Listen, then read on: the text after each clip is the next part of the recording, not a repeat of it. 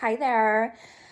My name is Stephanie, and I live in Arizona, and I will cut right to it. I am going to discuss my personal experience with AVANA plastic surgery, the customer service, and the surgeon that I saw, and just overall my whole experience there.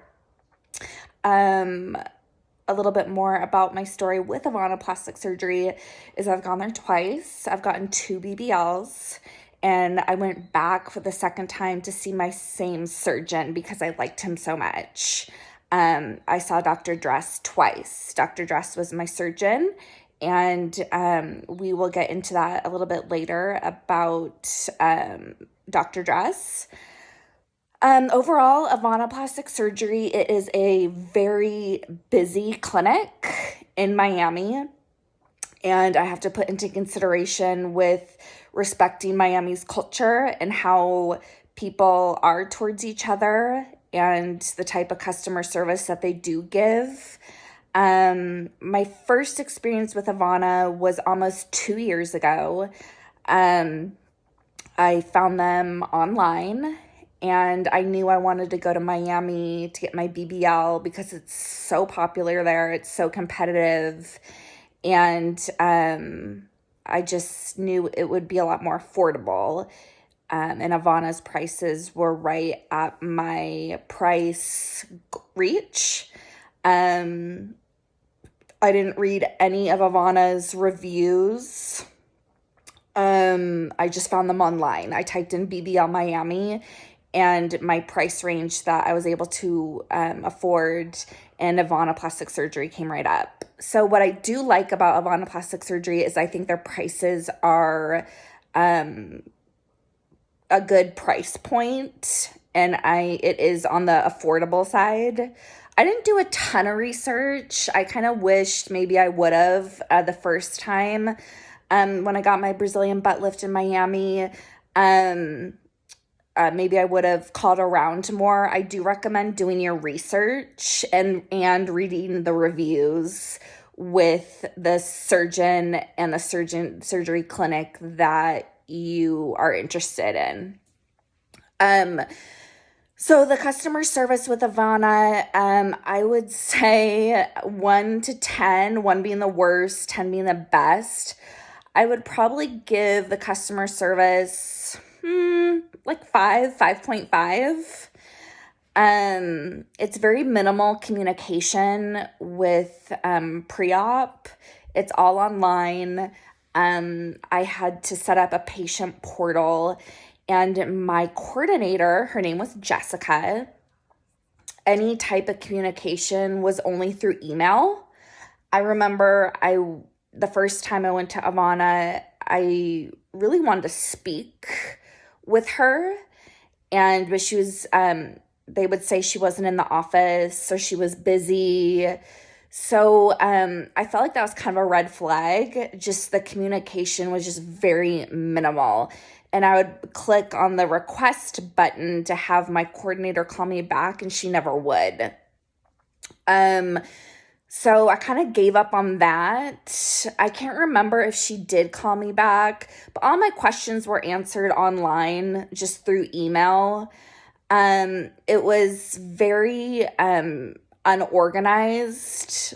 Like, I would have to fax them all of my results, and there was a time crunch with everything to get your blood work done, your EKG, your HIV test, doctor's approval, a physical, if you need a psychiatric approval from a psychiatrist. It was all, I had like 7 to 10 days to get that all in.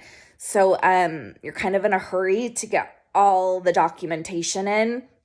So I would fax it over to them, and then they would tell me like, oh, we're still waiting on your results. We haven't received anything. We're going to have to cancel your surgery if you don't make our timeline. I mean, they would just tell me, not threaten me, but they would just say, we're going to have to move your surgery date if we don't get this in by this day.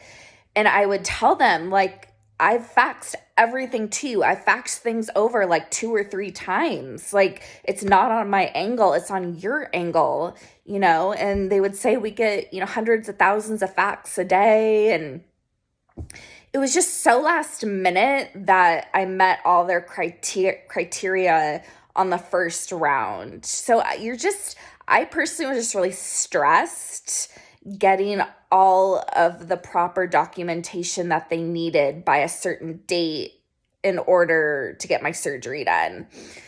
So, I can't remember exactly how it all laid out, but I made the deadlines. I finally received all the proper documentation. I paid. I feel like just right off the bat, paying your deposit, and there was some hidden fees. They just want your money like quick. The first thing out of their mouth is, we need the deposit, then you have to pay by this date. And I remember they just wanted money from me like right away. So, and then I flew to Miami. I stayed at a recovery house, and I totally recommend a recovery house. It was just like a plastic surgery recovery house in the suburbs of Miami. This isn't a review on the recovery house, so I won't get into detail about that. But I just remember that morning of my surgery, I can't remember what time it was. Oh, okay, let me backtrack. I went to my post-op appointment. You basically sign your life away. You sign a ton of paperwork. They take your vitals. They weigh you. They take pictures of you. My post-op was fine. There was nothing wrong. Nothing bad happened. It was fine. And then I can't really remember. It was all just kind of a blur. So I did not get to meet Dr. Dress on my post-op day. I thought that was kind of a red flag. Maybe I could have requested to talk to him. I don't know. I just don't know if they do that. I didn't meet Dr. Dress until like an hour before my surgery the next day after post-op. Dr. Dress is great. And it says a lot that I went back to him twice for a second round. My results are natural, but my first BBL I absolutely loved. I love Dr. Dress. He was very personable. I asked him a ton of questions. He was more than willing to answer any question I asked for. He made me feel very comfortable. A very nice, sweet guy. And he just drew on me. I showed him a wish pic, so I highly recommend showing pictures of what you want. I brought my cell phone with me, and I showed him pictures of what I wanted. And I probably waited, you go to the day of surgery. It was early in the morning. Okay, now it's coming back to me. It was early in the morning. I think my surgery time was at 7 a.m. Or so they take your urine test, a drug test, and a nurse comes in and just asks you a bunch of questions. And I passed my drug test. So just no drugs or alcohol, and just no smoking.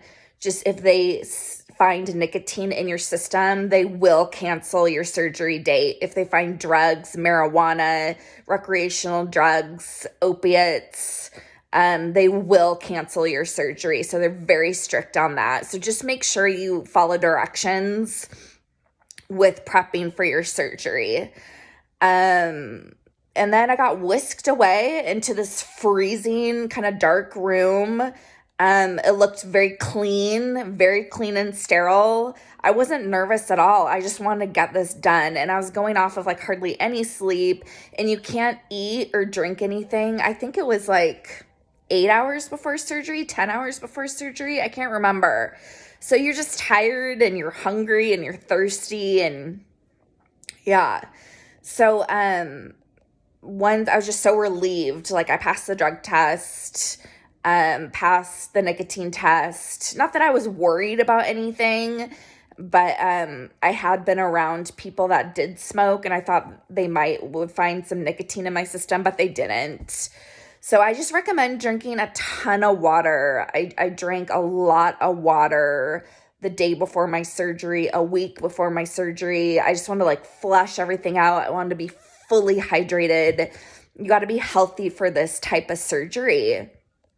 So that was my first experience in terms of pre-op, the pre-op experience, my experience right before surgery with the nurse, finally meeting Dr. Dress. It was fine. My surgery time, they said to come in at 7 a.m. I don't think me laying on the table, them shooting me up with anesthesia and, that probably didn't happen. Gosh, I think it finally happened between like 11:30 and noon. So I waited for a couple hours, and there was like 15 other girls that were waiting for their surgery too. So they pump these girls in, pump them out, and there's just a lot of them.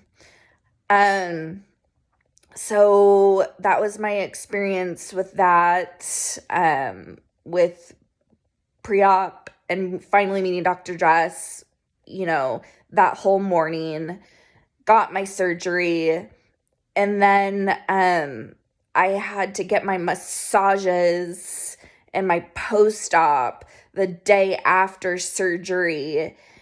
And I got a massage. The massages at the time were not fun at all. It doesn't feel good. It just kind of hurts. And I thought I'd see Dr. Dress like the next day after surgery. I didn't get to see him at all. I didn't get to see my surgeon. Just a nurse checks on your incisions, make sure there's no burns or anything from the lipo, and you get a massage. So I go into the post-op room, and there's just like 20 to 30 girls in there that are waiting for their massages. It was just very unorganized. I finally got seen for my massage. They're just standing around. Some were just like laying on their stomach, and you're just delirious, still from the anesthesia. You're on pain pills. You're just so out of it, and you can't sit.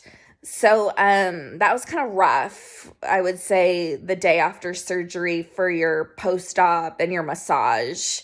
And the massage hurt. It was uncomfortable. And a nurse looks at everything. I was like leaking fluid. Fluid was coming out of me, and the massage kind of hurt. So my overall experience at AVANA for my first round, for my first BBL, I give it like a 5.5, maybe a 6. Dr. Dress, I give him like a 9.5. I highly recommend Dr. Dress. The customer service, 5.5, maybe a 6. So it could be more organized.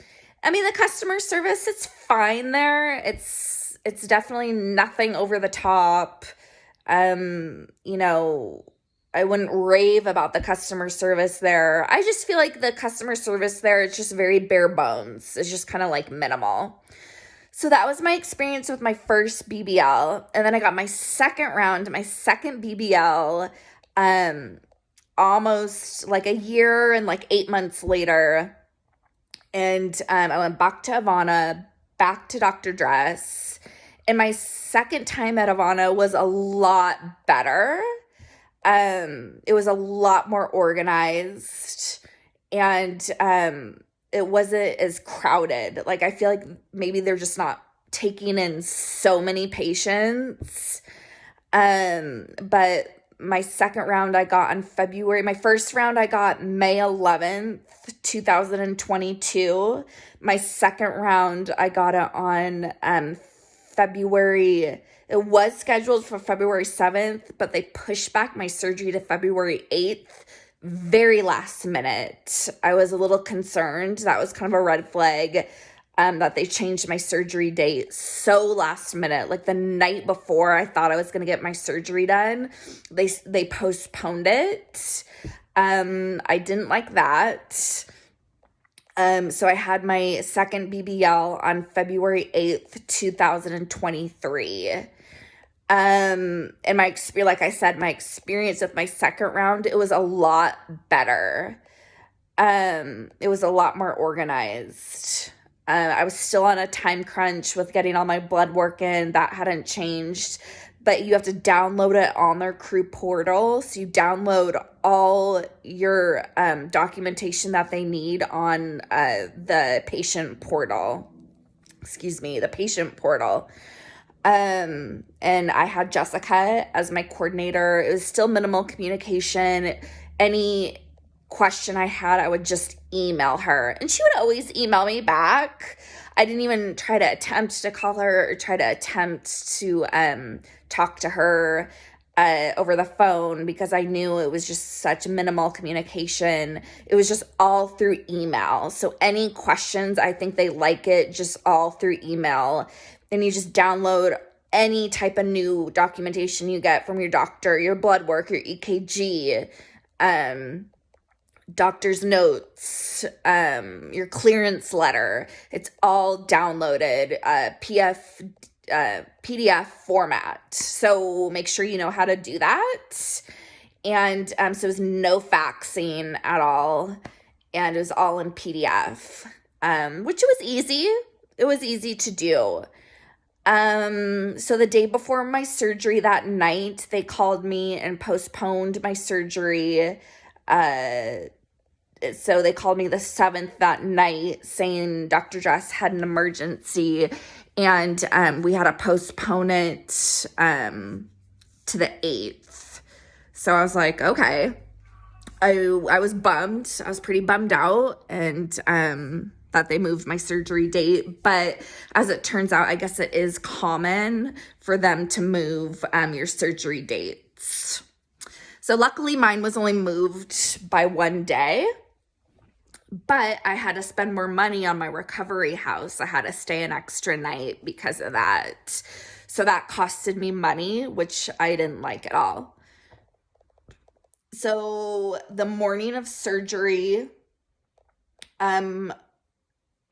in the surgeon waiting area, it was fine. I'd probably say there was like 4 other girls waiting for their surgery. My surgery time was at 5 a.m. in the morning, and I probably waited like a good hour before they called my name, and I met with the nurse, and we went into this little room. I did my drug test, the urine sample. They asked me some questions. I passed everything. Finally met Dr. Dress. He was great. He drew on me, kind of scribbled on all over my torso and my buttocks.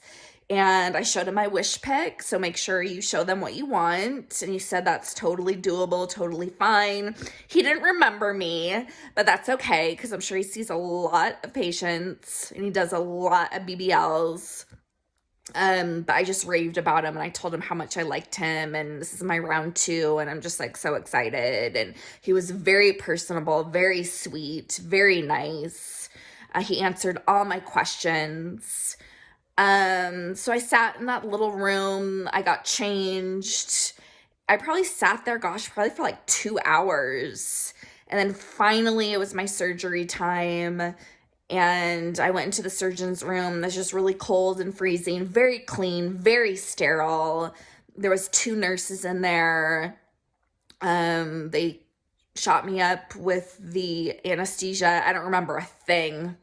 I just remember saying, oh, this tastes weird, because you could like taste it in your mouth, even though they put it in your arm in a vein. And all I remember is saying, oh, this tastes kind of weird. And then I was just out. I woke up. I was very aware of what had just happened. I woke up in this post-op room. You are freezing. You are absolutely freezing. And you're wrapped up in all these blankets, and there's this tube blowing hot air on you through the blankets. I guess it's really common to be cold because of the anesthesia. And I was just in so much pain. I could feel the burning pain in my torso where they lipoed the fat out. I yelled out for more pain medication. They said, no, your heart could stop. I was kind of in and out of sleeping. I was just laying on my stomach.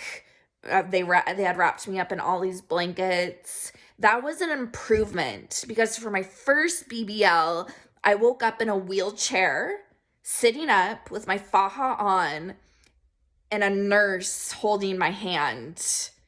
And I was shaking because I was so cold. I had no blanket around me, nothing. You wake up with just your faja on in a wheelchair.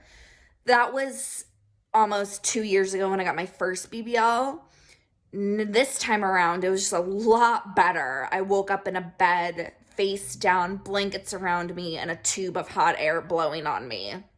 So that was like a huge improvement, and I really appreciated that because you're just freezing after surgery and you're in a lot of pain.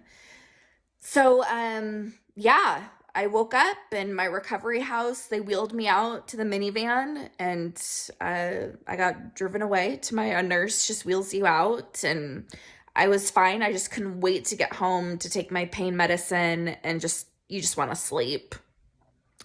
And then my post-op the next day was so much better than my first round at AVANA. Oh my gosh, it wasn't near as crowded. There was maybe like 3 girls in there waiting for their massage. And I was kind of dreading to get the massage, my first post-op massage, because it hurt so much from my first round with my BBL and 360 lipo.